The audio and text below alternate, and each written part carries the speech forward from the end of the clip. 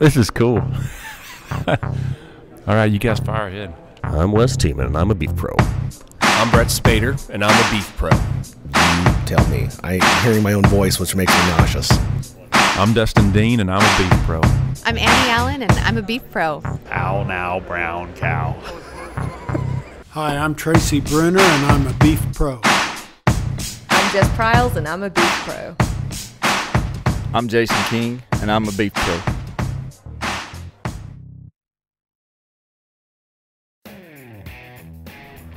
Welcome to the Beef Pros Podcast. My name is Garrett Thomas. As always, I'm joined by my good buddy, Ben Spitzer. Hey, hey. Today we have got a tremendous guest that we have been looking forward to for a long, long time. Good friend of Ben. Ben, why don't you just go ahead and introduce him? I'm so nervous. I'm so excited because Ben's so nervous. I met Jason King. This would have been 2007, 2008 maybe. And he's just one of those guys. We worked together when both of us were in the day-to-day ranching world, and he kept the mood light and was always willing to do whatever, and that's one of the things I really respected about him. He allowed me to make a lot of mistakes and still clean those up and and still came to work every day. So that was a lot of fun, and I really appreciate him. And now he's gone on and become a superstar in another role. But I guess, Jason, tell us a little bit about kind of your background, your history, and how Just you got started. Just tell them that you had moved to Georgia and you were in over your head and you had to have some help. And so that's how all this came about. But no, I met Ben, and I was from Tennessee, and it went down and helped him, I guess, a year previous to you coming there with the sale, and we got to come back and help with the sale. And then I just got married, and he carried us up on the hill and showed us the log cabin and said, you guys could live here. And at the time, my wife's elbowing me. I said, let's find out what it pays first before we commit to this. And I don't think she cared. So he kind of tricked me into all this. Oh, yeah. How Having her with you, that was that's a how all ploy. this gets started. And then I stayed there. I stayed with Salico Valley for several years, and then I had a brother that worked for Priefert Ranch Equipment, and he got the opportunity to go do something different, and which opened the door for me and my family. So now I work for Priefert Ranch Equipment. I've been there be 4 years here in a couple of days, and it has really been good. Really a good company, really a family-based company, American-owned company, and really a company that is supportive of the cattle industry and the beef industry. We attend to, like here at the National Cattlemen's, we have a demo area set up, and we bring that equipment so people can actually see stuff happening. Let's see it, let's use it, let's put our hands on it, and really supportive of the local cattlemen's. We attend in my territory. We attend them all. This Alabama, Georgia, South Carolina, Florida cattlemen's. I mean, they really support the beef industry, and that makes it easy for me because I was raised on dairy. I've never drank a glass of milk ever in my life. We had a great big garden, and we give it all away to the neighbors, so I don't eat vegetables. So basically meat and potatoes, and that's it. We need to go have dinner sometime. Yeah, that sounds pretty good. It. I mean, I'm pretty easy to please. Let's go to the steakhouse, and we're good to go. So it's a little bit about me and how I got to where I'm at. I'm very fortunate, married to a nice and really, really nice lady. I pray for her a lot. She puts up with a lot. And we have 3 children. Knowing you, I think we should all pray for her just a little bit. She is so. I hope she's listening because I don't tell her enough how much I appreciate her. But we have 3 children, and we have 1 on the way. And I'm really in a bind right now. Really in a bind. 3 years ago, I outsmarted her, and the washing machine quit on February the 13th. So on February the 14th, I showed up with a washing machine and a dryer. And that covered me for 2 Valentine's Day. Well, Valentine's Day is a couple days away now. So, I'm really racking my brain as to what – I'm hoping, the vacuum cleaner quits tomorrow, or not the car, but something small. If the car quits, I'm in trouble. That'll make for a long 2017 if you don't come through here on February the 14th. Exactly. Well, since we worked together, you started working with Priefert, of course, and tell me a little bit. I mean, you go to NFR and you do a lot of different things. We are so involved in so much things that are going on, and they have it has evolved so much. We got started, and when I say we, when I refer to Priefert, because that's really who we are. We're part of that company.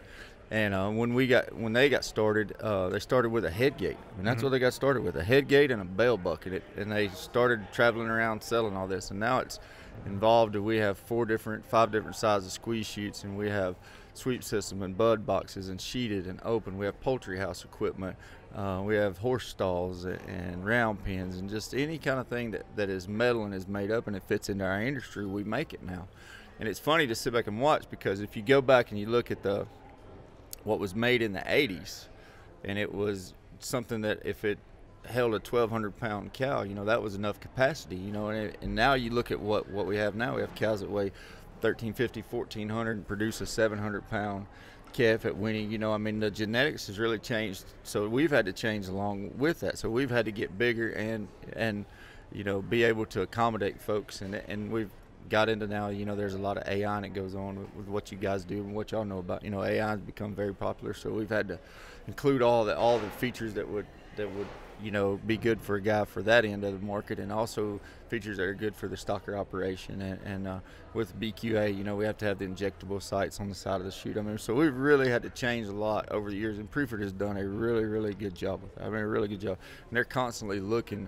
We have a saying, we want to make it easy on the cow, but we want to make it easy on the cowboy too. We want everything that's going through the chute or standing on the outside of it to be comfortable and be safe. Sure. Well, I know Ben is going to try to glaze over your time together, but I want to go ahead and insert myself at this point and see if we can get some kind of a good time, a good story whenever you guys were working together. There's so many good stories to remember. Ben only has 9.5 fingers. It's two-thirds. And he is famous, in my book, he is famous for one thing. Can you do your "Oh Brother, Where Art Thou" imitation about the frog? We thought you was a toad. Oh, George, not the livestock.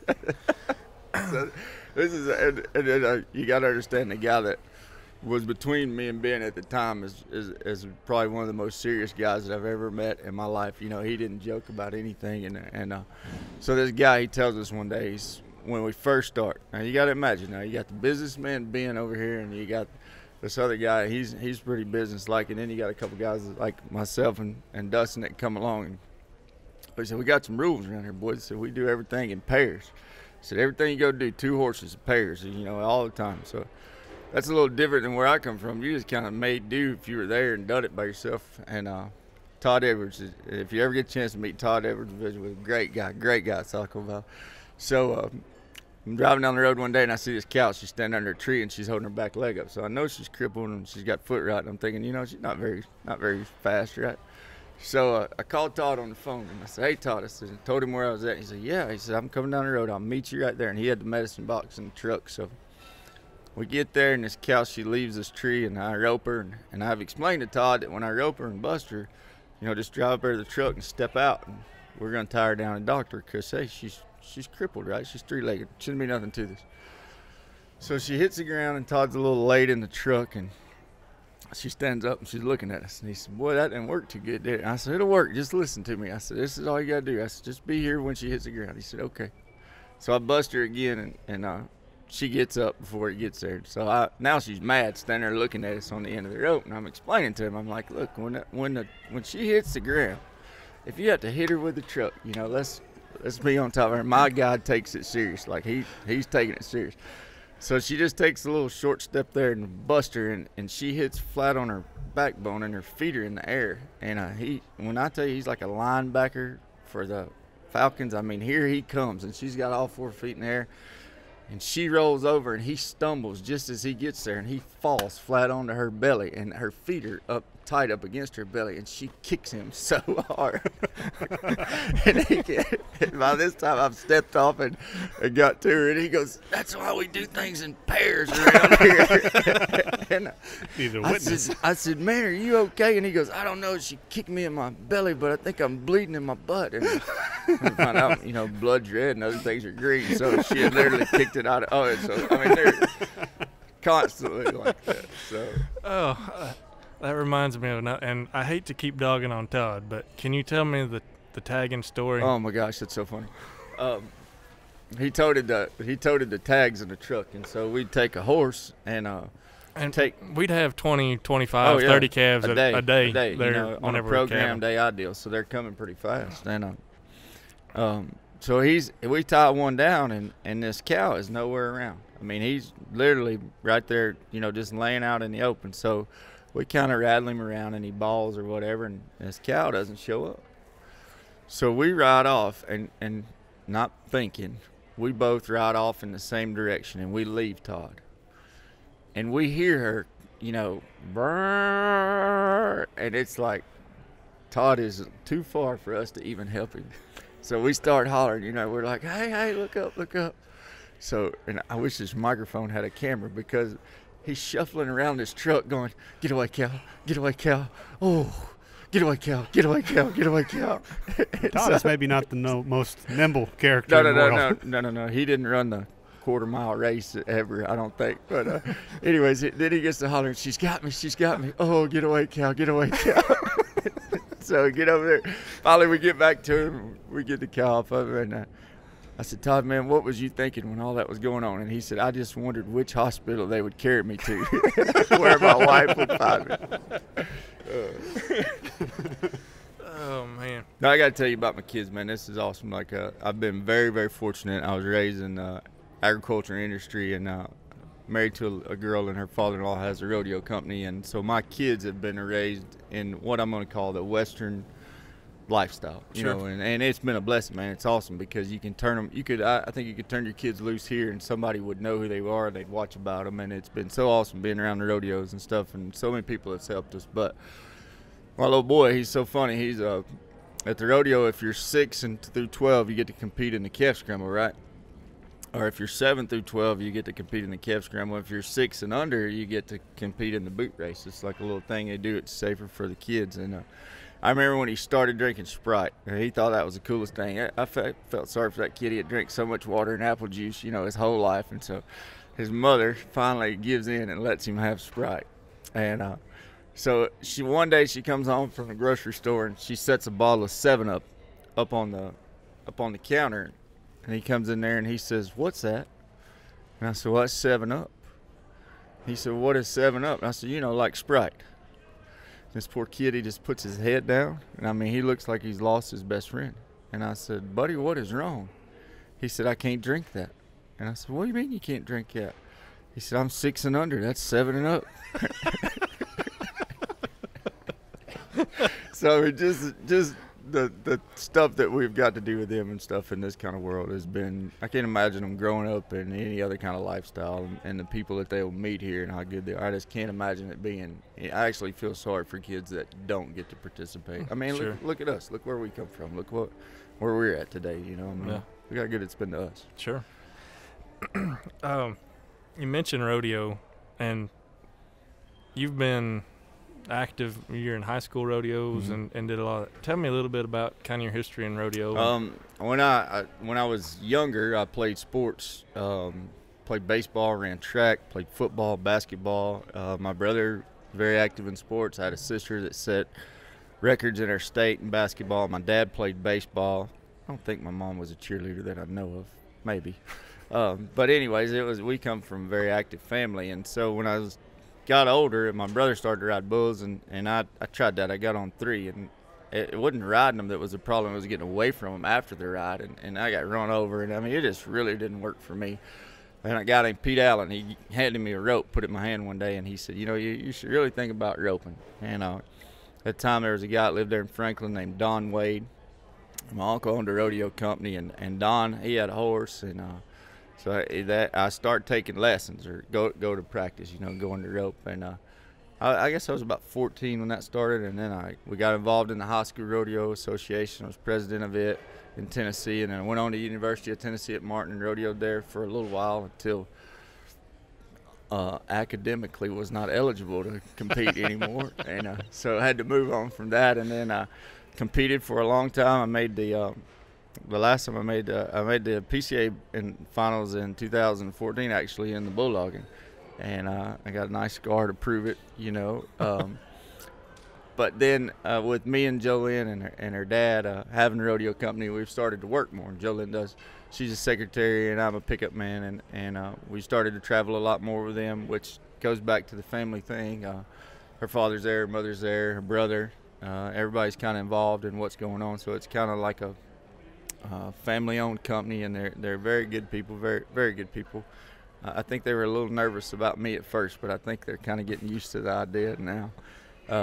So with that, I mean, I've got to do great things. I've got to meet awesome people. We go to the NFR, and actually the NFR experience is great. I mean, it's awesome. I think anybody that's involved in this kind of lifestyle or listening to this, they should go one time. You should go to the NFR, and you should watch that production, and you should watch the rodeo. But we get to go a couple days before, and we actually this year we went to a bronc fraternity that was before the NFR, and we get to meet the stock contractors and the clowns and the announcers and everybody before they actually really go to work. You really get to meet those people behind the scenes and see what they do. Spent some time out there with the people from Alberta, from Calgary, and they're just really, really neat. You know, they're 2,500, 3,000 miles away, and just to sit down and talk with the guy that flanks the bucking horses there, you know, I mean, that was just really a neat conversation. But that was really good, but with the bull business, with 4L Diamond S's bull business, you know, they have outs now at all the PBRs, or a lot of the PBRs, and they have outs at Fort Worth and Houston and Cheyenne. So places that when you're a kid you watch and you see or whatever, you know, you want to, now you actually are part of something that's a part of that. Man, that's really cool. I mean, really, really cool. For Christmas I got a book. It's about Harry Vole, the Duke of the Chutes, and I don't read a lot. I have a daughter that reads all the time. I think she's adopted, but I'm not real sure. But I don't read a lot, and I sat down and read that book. I mean, it's just amazing to read about the lifestyle of those people and where they come from and how they got to, you know, some of those people in that book started with nothing, and now they have really nice rodeo companies and really made their way in the rodeo industry. So it's been really good. It's been a really good thing for me. Cool. And tell me, you picked up at the PCA Finals? PCA Finals? Just here pretty recently? Yeah, I've actually got to do it twice. They have it in Biloxi. It's the amateur finals for the Southeast. They have it in Biloxi, right beside the casinos. Have it on the beach. You remember Katrina? Remember when Katrina came through? You were actually in Mississippi that night. I remember that. Yeah, you couldn't get diesel fuel. Yeah, I just thought about that. So it blowed everything away, but it left this building down there. So they have the rodeo there in the Coliseum. I think they've been having it 22 years. I got selected to go. It's voted on by the contestants, by the bareback riders and the bronc riders. I got selected to go last year and got selected to go again this year. That's awesome. So that's cool. You know, I mean, that's like something that, you know, you work to win something, and that's voted on by your peers. So, I mean, that was really cool. That was big for us. We're excited to get to do that. Excited. We have other goals that we'd like to do, you know, but that was a big goal for us to get there and do that. Sure. And I say us, it takes the whole family. You know, you have to take so many horses and keep them brushed and legged up and all that. So it's been good. I remember when we worked together that you were picking up at a few local rodeos, and I went to a couple of those, and it just amazed me how many horses you went through in a night to do that. Yeah, and you don't realize it. So at our house, so before the PCA Finals, it was in the 30s, you know, 30 and 40 degrees at night, and you go down there inside a building that's constantly 70, 72 degrees, 75 degrees, whatever the temperature is. So they're automatically going to be a little more warmer, and they're going to sweat a little more. Sure. So then every time they swing that chute gate open, you're asking him for everything he's got. You know, you're really, really pushing him. And even though they buck 15 in each event, so for, say, 15 minutes there, you're really, really hammering on him. And so there we try to swap them, and we think a lot of our horses. We take a lot of good care of them and a lot of maintenance. My wife does a really good job with that. So we try to do 6 or 7 on one horse and then swap and do 6 or 7 on the next horse so that you don't wear them out. But you do. I mean, that is really, really – that's probably the toughest thing you could ever do to a horse is ride him as a pickup horse, because he has to be so versatile. You know, he has to withstand a bronc that's trying to kick his head off and then chase a calf that doesn't want to go this way and then drag a bull out that doesn't want to leave. I mean, they have to be such versatile animals.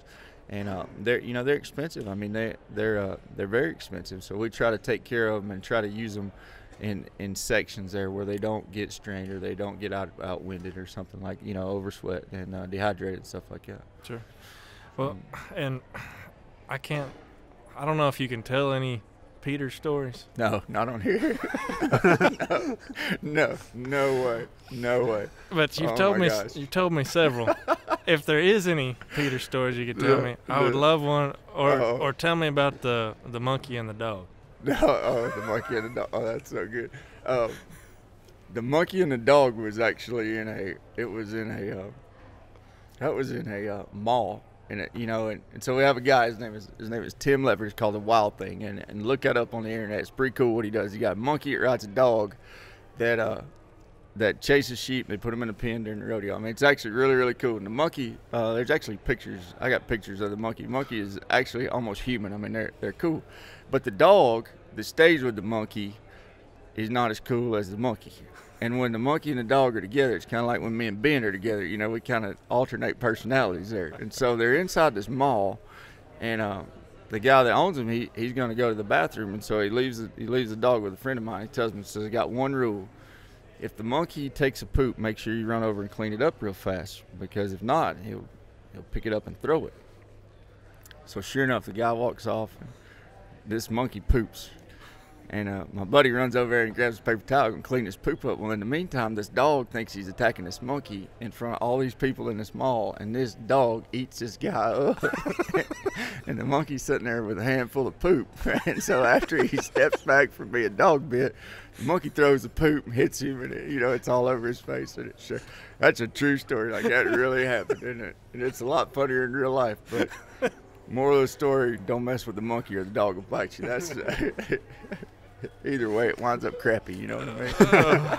Well, I know working in sales, I'm sure you get to meet all kinds of folks. I know we keep peppering you for stories and stuff like that, but I'm sure you've got to have some interesting experiences, especially as you probably got going with Priefert. Oh, this morning I met already today. Baxter Black right off the bat, right? So he walks in the booth, and I said, hey, man, we don't put up with no riffraff around here, all right? We don't. And so he starts in, and by the time we get through, we probably got 30 people standing there, and I had no idea nobody had a camera out, but he's got his hand on my head trying to shape my hat while it's on my head, and he's got it down like this, and people are taking pictures of it, you know. I was at the South Point Casino.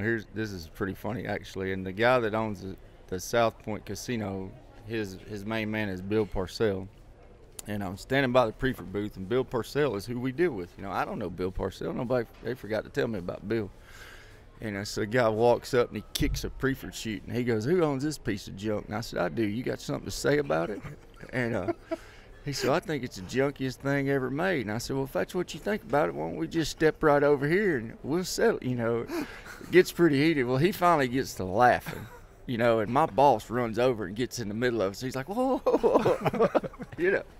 And so after that, Bill Parcell was like, man, he's like, I love you. You know, you got to come to work for me. He's like, you're the greatest guy. He said, you took up for your stuff right off the bat. You don't take no stuff off of nobody. But probably the worst experience that I had that turned out to be funny, my brother was there before I was. And we do a big show in Georgia called the Sunbelt Ag Expo. And it's a huge booth, and there's these two guys, and they're standing on the edge of the booth, and they're wearing overalls. And when I tell you they're big, like, they're big. Talking big. Yeah, big, like Hulk Hogan is the way I remember it. So finally, everybody's standing there looking at them, and they're looking at all of us. And me being me, I just wade out there to them, you know. And I said, is there something that I can help you with? And they said, yes, we're looking for Joey King. And I said, well, he doesn't work here anymore. And they said, well, that's a shame. So we bought a trailer load of panels off of him last year, and he delivered them to our place, and he promised us 2 baseball caps. And we come looking for those caps. And I said, well, sir, we don't have any caps, and he's not here. So I said, I really don't know what to tell you. And he said, well, we're just going to have to whoop somebody's butt. I said, well, that's a bad deal. And I'm really trying to be nice. I'm really trying to get out of this deal. You know what I mean? These 2 big old guys, you know. And now, mind you, there's 7 other people standing about 30 feet behind me that never, ever offer to help. And so finally I said, well, I'll tell you what. I said, Joey King, I said, that's my brother. And if you're going to whoop his tail, you just start by trying to whoop mine. And I said, but now you're not going to bunch up or line up. It's one at a time deal now. And finally one of them snickered. And I was so scared. Like right before he snickered, like I was like, this is it. This is where you get beat up right here, you know. And finally, right in front of everybody. So finally the one snickers, you know, and I kind of back up. And like I said, all right, what's up? And they explained, they know my brother, and they live up by me and all this. And they are just ha-ha that they've done this to me. And so I turn around to walk in the booth, and this guy that's working with me, he said, man, I'm glad that didn't get bad because I was going to have to come out there. And I thought, you were like me. You had no intentions of going out there. We went down. We got the Florida territory. We're excited. I bring my boss down from Oregon. And all he wanted to do was take an airboat ride and eat oysters. And so like a pretty good time. Yeah, it sounded like a great. But we eat them on May the 1st. Y'all ever heard that about don't eat them if it's not an R in the month? So we eat them on May the 1st, right? And get up that morning about 6 o'clock, and I'm freezing to death. And by 7 o'clock, I'm in the bathroom and I cannot get out. I mean, I seriously cannot get out. And about 7:30, I hear this knock. Hey, buddy. Can you get out of there? And I mean, I can't move, This is my boss. I've been working there 3 months. This is my boss, right? And he's like, hey, you're going to have to come out of there. And I said, man, go downstairs, go downstairs. He's like, I can't make it. So we fight over the bathroom. Now, we're in Sarasota, Florida, and we have to be in Georgia. I can't even think of the name of the town now. By Saturday, we're going to the rodeo. Friday, we're going to the rodeo, and he's going to go with me. And when I tell you, that was the longest 500 miles. Took us 3 days. We couldn't eat anything. He called his doctor, and his doctor said, this is going to take about a week, but in about 2 years, you could possibly go blind. And so I've been worried to death for this was over just a couple of days ago. So for 2 years, I was worried that your liver could fail. I mean, there's like all these if you're an oyster farmer or gatherer, I promise you'll never make another dime off of me. I will never, ever eat another oyster ever in my life. So we're at the rodeo, right? We make it to the rodeo, and we finally decide that we're safe, that everything is okay. But you don't want to chance something like that, right? So we make it to the concession stand, and we get 2 hot dogs. Good place to get something real solid for your stomach. Perfect. It's open once a year. Get your rodeo hot dog. You're good to go. So I got my chaps on, and we're standing by the center gate, and here comes a girl across through there. She's got the American flag, and they're fixing to play the national anthem, and it hits me.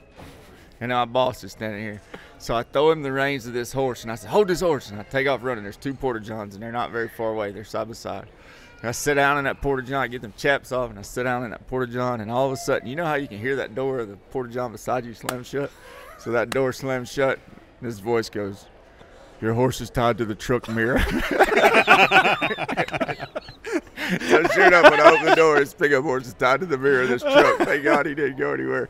Oh, it was so I don't eat oysters anymore. But being with Priefert, man, it is constantly an experience like that. I mean, not the bowel movement, but right, exactly. But we get to do so much stuff and run into so many cool people that you meet, and you're just happen to be at the right place at the right time, and there's a lot of famous people that are in the beef industry that you run into, and I mean, they're really, really cool people. I'll take, like, I was raised here in Franklin, just south of Nashville, and you run into a lot of country music stars, and as long as you don't say something stupid like, hey, can I get your autograph, or, could you sign this, could you give me a shout out on the radio, they're just down to earth people like us. We get to meet a lot of folks like that and do stuff with them, and it's really cool deal, really cool. As you can tell, Jason's been a fun guy to know. He was almost more than you can handle to work with sometimes. But I guess. Can I tell the Waffle House story? No, you cannot tell the Waffle House story. How about an abbreviated version? We can do an abbreviated version. No. Let's just move on and finish this up. What time do you go off the air? Tune in later for the better version. No, but I guess the moral of your story, and correct me if I'm wrong, but just keep after it, and you'll find. Never quit. If you got a dream, chase it down. Whatever it is, don't quit. And just when you think it's time to give up, just keep digging. It will eventually come. I'd always wanted to pick up in the PRCA. I'd always wanted to go to a rodeo on grass, and I was 34 years old before that actually happened. And I actually got to go pick up in the PRCA at Bonifay, Florida on the grass. I mean, it happened overnight, literally. But whatever your dream is, just chase it. I mean, it doesn't matter if they tell you no or they tell you whoa. Just keep going, because if you believe in it, 90% of the people in this world have what it takes to be somebody. but there's only 10% in this world that'll work for it. And if you want to be that 10% and you want to work for it and you want to get after, there's so many people out here that want to help you, that want to see you do good. The ones that don't want to see you do good, you're going to pass them anyways. You know, it doesn't matter. Surround you with positive people, and whatever you want is there if you just have the heart and want to try to go get it. That's awesome. Well, we're kind of getting to where we're finishing up. Is there any, you got a joke book out? No. It's been family rated, and this has been great, and we're gonna leave it like that. And if somebody accidentally leaves a microphone on later, then we always have a joke. It's all about life is about smiling. It's about having a good time. It's a whole lot easier to make somebody smile and make somebody laugh than it is to make them mad and try to make them smile later. So if you can make somebody smile, you can make them laugh, just think about that, because you may see them down the road somewhere. That's awesome. Well, if anybody wants to get a hold of you, how can they get a hold of you? Just contact Ben Spitzer. He's my personnel director. Garrett Thomas, he's my security man, stage manager. Man, check us out. We're on Facebook. Look us up, Jason King. Look up 4L Diamond S Rodeo, Priefert Ranch Equipment. You can find us anywhere on that. We have a couple videos and stuff that are out. If there's everything we can do to help you, answer any questions, we'd be happy to. Give us a call. Well, thanks for coming on, and really appreciate your friendship and putting up with me over the years. Friendship, that's what they call it. Yeah, I'm glad you kept Ben out of trouble during his stint there in Georgia. So he's recently married, and I want it to be a long-term deal. Oh, so that's why we're staying away from it. No, it's coming together now. If he'd been married for like 6 or 8 years, I'd be like, man, you remember that one time? But since it's new, then we're gonna leave her right now. You bet. And hey, and Todd Edwards, I don't know if you ever get a chance to go visit with Todd, he's got some good stories too. He can tell you about that. So good. Well, we're gonna wrap it up here, Jason. Thanks again for joining us, and we'll wrap it up. Thanks. You bet. Thank you guys.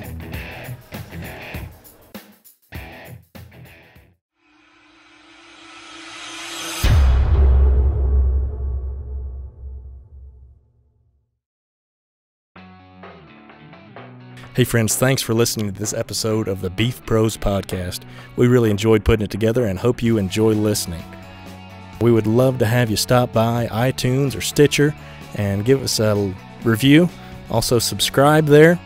You can check out beefpros.com and get previous episodes and check out some pictures, and we'll be posting new things throughout the coming weeks and months.